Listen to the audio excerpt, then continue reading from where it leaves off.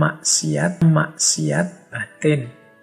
Ada 10. Yang pertama, syarahut to'am. Syarahut to'am itu banyak makan, atau mungkin definisi pasnya gemar makan. Makan itu wasilah, media kita untuk menjalani kehidupan dengan baik, maka jangan dijadikan goyah, tujuan. Jadi kalau ada orang ngomong hidup untuk makan atau makan untuk hidup, ya yang pas kalau di sini ya makan itu untuk hidup. Kalau sudah hidup ada tujuan lain yang lebih esensial. Kalau orang hanya hidup untuk makan, itu yang disebut syarahut to'am. Jadi gemar makan, itu termasuk kelompok maksiat batin. Yang kedua, syarahul kalam, banyak ngomong. Barang siapa banyak ngomongnya, pasti banyak salahnya. Gemar ngomong, kemungkinan besar salahnya lebih banyak.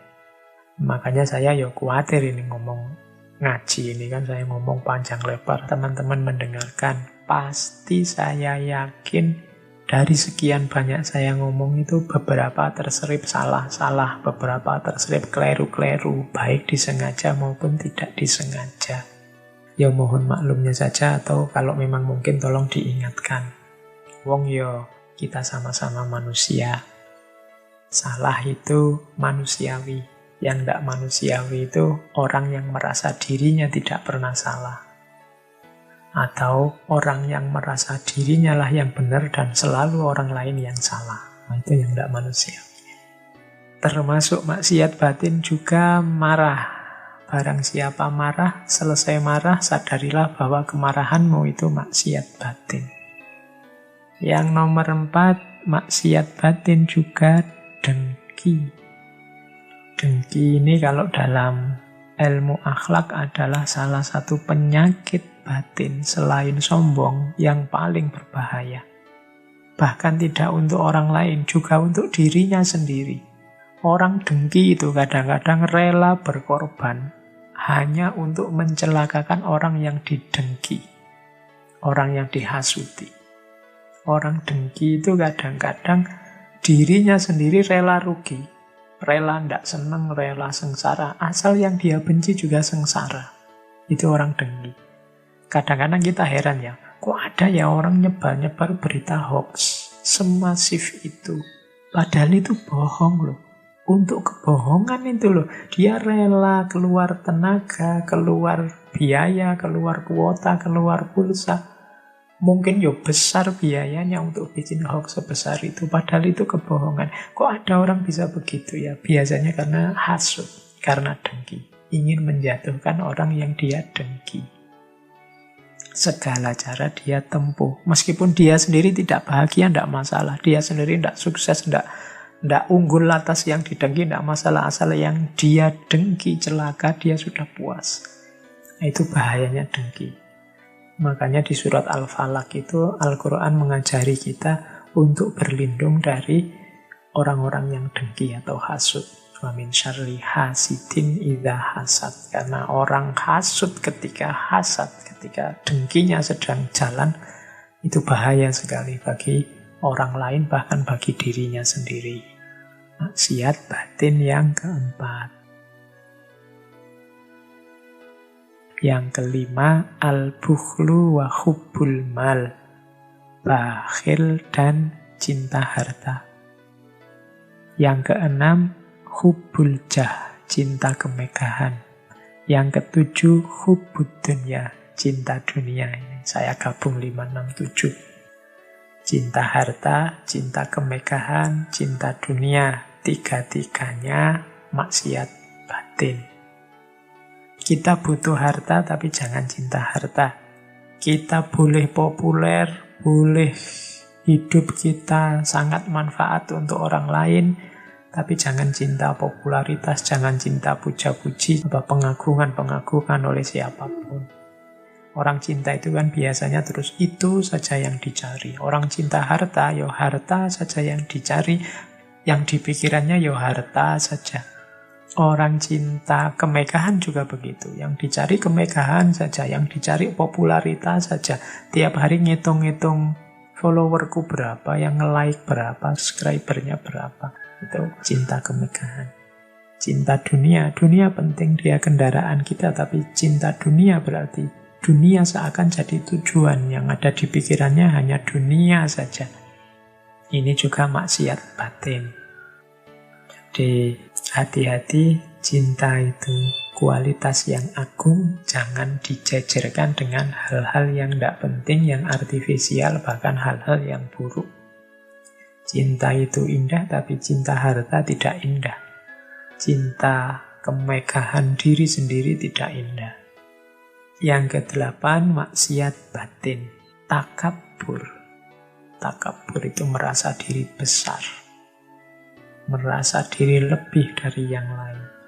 Merasa diri sudah baik. Merasa diri sudah bagus. Merasa diri sudah benar. Itu gejala takabur. Yang nomor 9, ujub. Ujub itu bangga terhadap dirinya sendiri, heran terhadap dirinya sendiri. Itu ujub. Wah, ternyata yang suka kajianku banyak ya. Kalah yang sana. Itu ujub. Wah, ternyata followerku banyak. Nggak nyangka ya, kalau aku ini banyak yang mengidolakan. Itu ujub namanya. Heran, bangga terhadap dirinya sendiri, termasuk maksiat batin. Nggak nyangka ya, aku yang jelek gini loh. Banyak cewek-cewek yang mengidolakan. Itu jenisnya ujub juga, heran dengan dirinya sendiri, bangga dengan dirinya sendiri. Seolah-olah prestasi itu hasilnya dia sendiri. Tanpa andil siapapun, tanpa andilnya Allah. Yang ke-10, riya.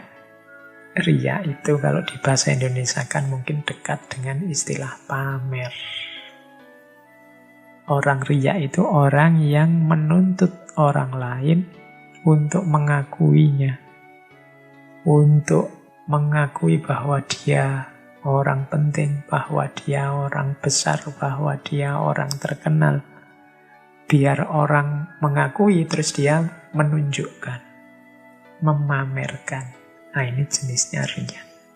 Jadi semangat awalnya ingin diakui segala kelebihannya, segala kebesarannya, segala kesuksesannya, kemudian terus dia tunjukkan, dia pamerkan.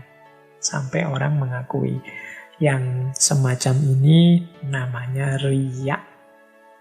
Jadi ada 10 maksiat batin. Ini kalau yang mau introspeksi ke dalam, perhatikan yang mutawasid, jangan gemar makan, gemar bicara, mudah marah, dengki, cinta harta, cinta kemegahan, cinta dunia, takabur, ujub, dan riya. 10 maksiat batin yang utama yang harus kita perhatikan. Lawannya maksiat batin, ketaatan batin. Ada 10 juga menurut Syekh Abdul Somad. Jadi kalau batin kita sudah bersih dari kotoran-kotoran, karena kita melakukan takholli, tazkiyatun nafas, sekarang saatnya diisi. Isinya apa? Ketaatan batin. Apa 10 ketaatan batin itu? Isilah dirimu yang sudah bersih itu. Pertama dengan tobat, yang kedua dengan khauf dan roja. Khauf dan roja itu takut yang diimbangi dengan harapan, harapan yang diimbangi dengan takut.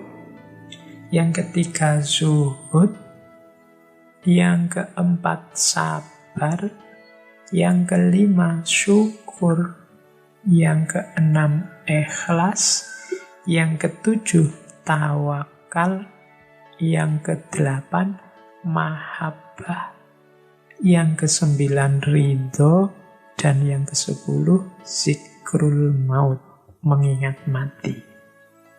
Kalau batin kita sudah bersih dari maksiat lahir dan maksiat batin, sudah takholli, sudah tazkiyatun nafas, maka saatnya tahalli, mengisi dengan yang baik-baik.